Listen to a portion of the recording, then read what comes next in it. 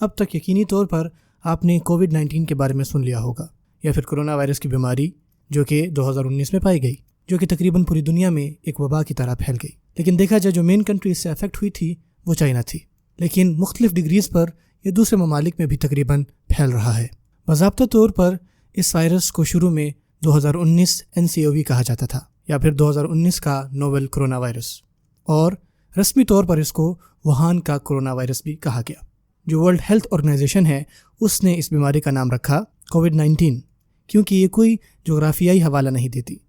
نہ ہی کوئی مقام، نہ ہی کوئی جانور، نہ ہی کوئی شخص، نہ ہی لوگ وغیرہ، کیونکہ یہ سب بدنما کا باعث بن سکتے تھے۔ وہ اس کو پروناؤنسیبل بھی بنانا چاہتے تھے۔ اس کا پھر آفیشیل نام رکھا گیا SARS-CoV-2، یا پھر آپ کہہ سکتے ہیں severe acute respiratory syndrome corona virus 2، کیونکہ یہ جنیاتی طور پر بہت مماثلت رکھتا ہے سارس کرونا وائرس سے، جو کہ رسپانسبل ہوتا ہے، جیسے کہ میں نے بتایا، سیویئر ایکیوٹ ریسپریٹری سنڈروم کے لیے۔ اور یہ جو سارس ہے وہ سن 2002 میں وبا کی طرح پھیلا تھا۔ یہ بھی کہا جا سکتا ہے کہ SARS-CoV-2 کی وجہ سے کووڈ-19 ہوا۔ اب جو انسانوں کے درمیان گردش کر رہا ہے کرونا وائرس، وہ عام طور پر زیادہ افیکٹو نہیں ہے، اور اس کے اندر تمام سردیوں کی بیماریوں کا 1/4 حصہ پایا جاتا ہے۔ لیکن کبھی کبھار جو کرونا وائرس جانوروں میں گردش کرتے ہیں اس سے وہ تبدیلی پیدا ہوتی ہے، جہاں سے وہ لوگ متاثر ہونا شروع کر دیتے ہیں، اور یہی چیز انسانوں میں بیماری پیدا کر رہی ہے۔ سن 2002 میں جو کرونا وائرس چمگادڑوں میں تھا، وہ چمگادڑوں سے مشک بلاؤں میں پایا گیا، جو کہ ایک بلی کی طرح کا جانور ہوتا ہے، اور پھر وہاں سے انسانوں میں پایا گیا۔ اور 2012 میں ایک مرس نام کی بیماری ہوئی، جو کہ چمگادڑوں سے اونٹوں میں منتقل ہوئی، اور وہ چیز کچھ عرصے تک صرف اونٹوں میں رہی، لیکن آخر میں وہ بھی انسانوں میں منتقل ہو گئی۔ جو کووڈ-19 ہے، آپ کہہ سکتے ہیں وہ بھی شروع ہوئی ہے چمگادڑوں سے، لیکن اس بار ممکنہ طور پر انٹرمیڈیٹ کا میزبان تھا ایک پینگولن، ایک ایسا جانور جو کراس کی طرح دکھائی دیتا ہے، یا پھر ایک اینٹیٹر اور ارماڈیلو کے درمیان کی شکل ہے۔ اس حقیقت کی بنیاد پر کہ سائنسدانوں نے شناخت کیا کہ جو پینگولن میں ایک ایسا کرونا وائرس ہے جو کہ 96% جینیاتی میچ ہے SARS-CoV-2 سے، لیکن افسوس کی بات یہ ہے کہ پینگولنز کو بہت بڑی تعداد میں ایک جگہ سے دوسری جگہ سمگل کیا جاتا ہے،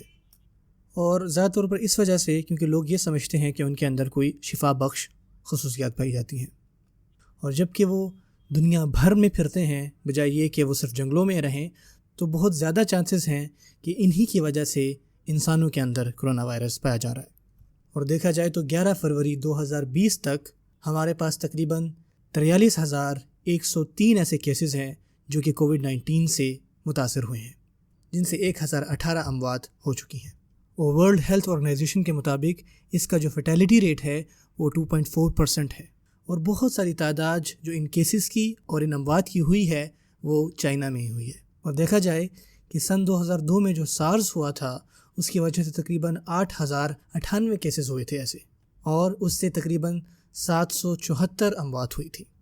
اور وہاں پر جو فیٹیلٹی ریٹ تھا وہ 9.6% تھا۔ اور جو 2012 میں مرس کے نام سے بیماری پھیلی تھی اس کے تقریباً 2,494 ایسے کیسز تھے جن کے اندر تقریباً 858 اموات ہوئیں، اور جس کی وجہ سے دیکھا جائے تو فیٹیلٹی ریٹ 34% ہوا۔ اور جو 2014 میں ایبولا کی بیماری آئی تھی، جو کہ دیکھا جائے کہ یہ کرونا وائرس کی وجہ سے نہیں تھی، لیکن اس سے بھی تقریباً 28,639 کیسز ہوئے تھے، جس سے تقریباً 11,316 اموات ہوئیں، اور وہاں پر جو فیٹیلٹی ریٹ تھا وہ 40% تھا۔ مائکروسکوپک لیول پر کرونا وائرس جو ہیں وہ single stand positive sense RNA viruses ہیں، جس کی سطح پر پروٹینز کی سپائکس پائی جاتی ہیں، جو کہ آپ کہہ سکتے ہیں کہ ایک تاج یا کراؤن کی طرح لگتا ہے ایک مائکروسکوپ میں۔ اور کرونا جو ورڈ ہے وہ لاطینی زبان میں کراؤن کا معنی دیتا ہے، جو کہ تاج ہے، اور صرف یہ جو سپائکس ہیں یہ ان سیلز کو ہلا کے رکھ دیتے ہیں جو ریسپیریٹری ٹریکٹس اور لنگز کے درمیان ہیں، اور بائنڈنگ کے بعد کرونا وائرس جو ہے وہ اس میں داخل ہو جاتا ہے اور سیلولر مشینری میں اپنی زیادہ سے زیادہ کاپیز بناتا ہے تاکہ یہ جو سراؤنڈنگ سیلز ہیں ان کے درمیان پھیل سکے، اور آخر میں یہ میوکس تک پہنچ جائے۔ بعض اوقات جو اس کی انفیکشن ہے وہ بہت ہلکی ہوتی ہے، اور کچھ لوگوں کو ان کی کوئی بھی نشانی یا علامت محسوس نہیں ہوتی، اور کچھ لوگوں میں ایسی بیماریاں پائی جا سکتی ہیں جو کہ بہت ہی نقصان دہ ہیں، جیسے کہ فیور، کھانسی، سانس کا صحیح طریقے سے نہ آنا، اور جتنے بھی سیریس مسئلے ہیں جیسے کہ نمونیا، جو سیویئر لنگ ڈیمیج ہے اس کی وجہ سے ایکیوٹ ریسپریٹری ڈسٹریس سنڈروم ہو سکتا ہے، یا آپ اس کو ARDS بھی کہہ سکتے ہیں۔ اور یہ تب ہوتی ہے جب لنگز کے اندر انفلیمیشن اتنی زیادہ ہو کہ جو اس کا فلوئڈ ہے اتنا بڑھ جائے کہ وہ اس کے لنگز میں سارا کا سارا پھیل جائے۔ اور یہ جو سیویئر انفیکشن ہے یہ سیپٹک شاک بھی کر سکتی ہے، اور یہ تب ہوتا ہے جب آپ کا بلڈ پریشر لا یقینی طور پر کم ہو جائے، اور جو آپ کے جسم کے آرگنز ہیں وہ سانس لینے کے لیے تڑپ رہے ہوں۔ ARDS اور جو شاک ہے وہ مین کاز ہے لوگوں کی اموات کی اس انفیکشن کی وجہ سے، اور یہ بہت زیادہ چانسز ہیں کہ ہو ان لوگوں میں جن کی عمر 60 سال سے زیادہ ہے، یا سگریٹ نوش، یا پھر وہ لوگ جن کے اندر گزشتہ کوئی میڈیکل کنڈیشنز تھیں، جیسے کہ آپ کہہ سکتے ہیں ہائپر ٹینشن وغیرہ۔ اور ڈیزیز کازنگ میں جو کرونا وائرس ہے وہ بہت جلدی پھیل سکتا ہے۔ عام طور پر یہ تب پھیلتا ہے جب لوگ کھانستے ہیں یا پھر چھینک مارتے ہیں، اور وہ جو چھوٹے چھوٹے ذرے ہیں جن کے اندر وائرس پایا جاتا ہے وہ اس ٹائم نکلتے ہیں، اور یہ جو چھوٹے چھوٹے ذرے ہیں یہ ہو سکتا ہے کہ اگلے بندے کے چہرے پر جا کے گریں، یا ناک پر جا کے گریں، یا پھر آنکھوں پہ جا کے گریں، اور اس وجہ سے اس وائرس کو راستہ مل جاتا ہے کہ اگلے جسم میں وہ منتقل ہو جائے۔ یہ وائرس واش روم کے جو سٹول ہیں وہاں پر بھی پایا جا سکتا ہے، اور بہت کم موقع ایسے ہوئے ہیں، لیکن ہو سکتا ہے کہ کرونا وائرس ایک بلڈنگ کے ایک اپارٹمنٹ سے دوسرے اپارٹمنٹ میں بھی پھیلا ہے، اور یہ چیز سن 2002 میں جو سارس ہوا تھا اس وقت بھی دیکھی گئی تھی۔ اس وقت جن بلڈنگز میں پلمبنگ کے مسئلے تھے کہ ایک انسان کے گھر سے جو ڈرینیج پائپس ہیں ان کی وجہ سے دوسری جگہوں پر وہ وائرس منتقل ہوا، جو کہ آپ کہہ سکتے ہیں کہ کسی بھی شخص کی سنک پر یا پھر کسی بھی شخص کے واش روم میں یہ چیزیں منتقل ہو سکتی ہیں۔ نہ صرف یہ کہ ایک انتہائی خطرناک بات ہے، بلکہ یہ جو وائرس کنٹیننگ ڈراپلیٹس ہیں یہ جو واش روم کی سطح ہے وہاں پر بھی پائے جا سکتے ہیں، جو کہ اینڈ میں وہ لوگ جو اس اپارٹمنٹ میں رہ رہے ہیں ان کو بیمار کر دے۔ اور ہو سکتا ہے کچھ ایسا ہی ہوا ہو کووڈ-19 کے ساتھ، اور اس چیز پر بہت ہی ایکٹیو طریقے سے انویسٹیگیشن چل رہی ہے۔ ایک دفعہ انسان کو انفیکشن ہو گئی جس کی علامات جو ہیں تقریباً 5 دن کے اندر اندر پتہ چل جاتی ہیں، تو اس وقت اس کو کہا جاتا ہے انکیوبیشن پیریڈ۔ لیکن دیکھا جائے یہ جو انکیوبیشن پیریڈ ہے یہ ڈیپینڈ کرتا ہے ایک آدمی سے دوسرے آدمی تک، اور کچھ سٹڈیز میں آپ یقین نہیں کریں گے تقریباً 24 دن کا بھی انکیوبیشن پیریڈ رہا ہے۔ لیکن اس کے اوپر بات چل رہی ہے کہ ہو بھی سکتا اور نہیں بھی ہو سکتا کہ جو اسمپٹومیٹک لوگ ہیں وہ اس بیماری کو پھیلا سکتے ہیں یا نہیں، کیونکہ ان لوگوں میں ٹپکلی کم پایا جاتا ہے کہ وہ اس وائرس کو دوسروں میں منتقل کر سکیں۔ لیکن اگر وہ ایسا کرتے ہیں تو اسمپٹومیٹک ٹرانسمیشنز جو ہیں وہ بہت کم رول ادا کرتی ہیں اوور آل وبا میں۔ وائرسز جو ہیں ان کو ایک ریپروڈکٹیو نمبر دیا جاتا ہے، اور ناٹ جس بھی آپ کہہ سکتے ہیں، اور یہ اس پر بیس کرتا ہے کہ وہ کتنی جلدی پھیلتے ہیں، اور جو پرسن ٹو پرسن ٹرانسمیشن ہے وہ کنفرم ہوتی ہے دونوں طریقوں سے، چاہے وہ چائنا کے اندر ہو یا چائنا کے باہر۔ R0 کا مطلب یہ ہے کہ ایک انسان جس کے اندر انفیکشن ہے وہ صرف دوسرے ایک آدمی کے اندر وہ منتقل کر سکے، اور R0 کا مطلب یہ ہے کہ ایک انسان 2 لوگوں کے اندر جو ہے یہ منتقل کرتا ہے، اور اسی طرح آپ دیکھتے جائیں تو اگر R0 1 سے بھی کم ہے تو جو انفیکشن ہے وہ زیادہ نہیں پھیلتی، اگر 1 ہے تو وہ اسٹڈی رہتی ہے، لیکن اگر وہ 1 سے زیادہ ہے تو اس کی وجہ سے وہ مزید پھیلتی جاتی ہے۔ جو کرنٹ ایسٹیمیٹ SARS-CoV-2 R0 کا لگایا جا رہا ہے وہ 2 اور 2.5 کے درمیان لگایا جا رہا ہے، اور اگین یہ ایوریج پایا جا رہا ہے کہ کچھ لوگ جو ہے وہ لوگوں میں کم پھیلا رہے ہیں اور کچھ جو ہے وہ انتہائی زیادہ پھیلا رہے ہیں، جو کہ انتہائی خطرناک ریٹ ہے۔ جو ایگزیکٹ وجہ ہے بہت زیادہ پھیلا رہے ہیں وہ ابھی تک انکلیئر ہے۔ ہو سکتا ہے کہ صرف اس وجہ سے کہ ان کے دوسرے لوگوں سے بہت زیادہ تعلقات ہوں، اور ہو سکتا ہے کہ ان کے جو جسم ہے وہ نیچرلی بہت زیادہ وائرس پھیلاتے ہوں، اور ہو سکتا ہے کہ اس کی کوئی اور وجہ بھی پائی جاتی ہو۔ اس ڈائگنوز کو کنفرم کرنے کے لیے ایک ریئل ٹائم پولومیریز چین ریئیکشن ہونا چاہیے، یا پھر RT-PCR ٹیسٹ ہونا چاہیے، جو کہ ایک بہت ہی تیز ٹیسٹ ہے، جو کہ کافی لیبز اور ہاسپٹلز میں ہوتا ہے، جو کہ بہت کم اماؤنٹ میں وائرل RNA کو پہچان سکتے ہیں۔ جو ٹریٹمنٹ ہے وہ سپورٹیو کیئر کے اوپر فوکسڈ ہے فی الحال، جو کہ فلوئڈز کا پرووائڈ کرنا، آکسیجن کا دینا، یا پھر وینٹیلیٹری سپورٹ دینا جو لوگ بہت ہی بیمار ہوں۔ اور شروع میں ہمیں یہ بھی ڈیٹا ملا ہے کہ دن میں 3 دفعہ میڈیکیشن دینا بہت ہی زیادہ افیکٹو ہے SARS-CoV-2 کے مقابلے میں، اور خاص کر لیبارٹری سیٹنگز میں۔ یہ جو میڈیکیشنز ہیں وہ ہیں کلوروکوین اور اینٹائی ملیریل ڈرگس جو کہ ریٹونویر ہے، اور آپ یہ بھی کہہ سکتے ہیں کہ اینٹائی HIV میڈیکیشنز وغیرہ، اور آخر میں ریمڈیسیویر، ایک اینٹی وائرل ڈرگ جو کہ پہلے بھی ایبولا کے خلاف استعمال کیا جا چکا ہے۔ ریمڈیسیویر وہ دیا گیا تھا پہلے US پیشنٹ کو جس کو COVID-19 تھی، اس کی بیماری کے 11ویں دن، جس کی کلینکلی حالت خراب سے خراب تر ہو رہی تھی، اور اس کی اگلے ہی دن کافی امپرومنٹ ہونا شروع ہو گئی۔ لارج اسکیل کے جو کلینکل ٹرائلز ہوتے ہیں ریمڈیسیویر کے ساتھ،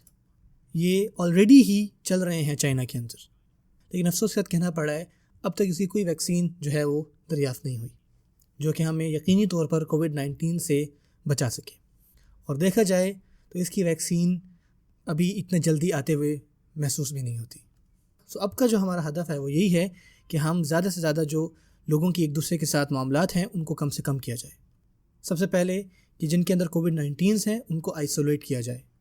جو کرونا وائرس ہے عام طور پر جو لمبے فاصلے ہوں اس کے درمیان جو ہوا ہے اس کے اندر نہیں پھیلتے، لیکن وہ جو ہے رفلی 3 فٹ یا 1 میٹر کے اندر اندر پھیل سکتے ہیں ایک انسان سے دوسرے انسان کے اندر، اور وہ بھی جو کہ سلائیوا کے ایک چھوٹے سے ذرے کے درمیان بھی ہو سکتے ہیں، اور وہ تب ہوتی ہے جب آپ کھانس رہے ہو یا چھینک مار رہے ہو۔ اور یہ بھی بتاتے چلیں کچھ کرونا وائرس کی سٹرینز جو ہیں وہ باقی رہ سکتی ہیں، کچھ جگہوں پر 1 دن سے زیادہ دیر تک بھی رہ سکتی ہیں۔ اور یہ سب باتوں کے بعد اگر آپ ایک ہیلتھی آدمی ہیں، ایسی جگہ پہ رہ رہے ہیں جہاں پر ابھی وبا نہیں پھیلی، تو یہی ریکمنڈیشن ہوگی کہ آپ بالکل بھی ایسی جگہوں پر نہ جائیں جہاں پر یہ وبا پھیل چکی ہے، اور کوشش کریں کہ جہاں پر رش وغیرہ ہے ایسی جگہوں سے دوری رہیں، اور تقریباً 6 فٹ یا 2 میٹر جو ہے دور رہیں ایسے بندے سے جس کے اندر ایسی بیماری پائی جا رہی ہے۔ ایک سرجیکل ماسک پہننا یہ ریکمینڈڈ نہیں ہے، کیونکہ جو رسک ہے COVID-19 کا ہو جانا اس طرح کی سیٹنگ میں وہ بہت کم ہے، اور جیسا کہ آپ کو پتہ ہی ہے ہمیشہ اپنے ہاتھوں کو صاف رکھیں، اور اپنے ہاتھوں کو بھی آپ کوشش کریں کہ کسی اچھے صابن سے دھوئیں یا پھر کسی اچھے الکوہل بیسڈ سینیٹائزر سے دھوئیں، اور کوشش کریں کہ اپنی آنکھیں، کان اور منہ کو کم سے کم چھوئیں،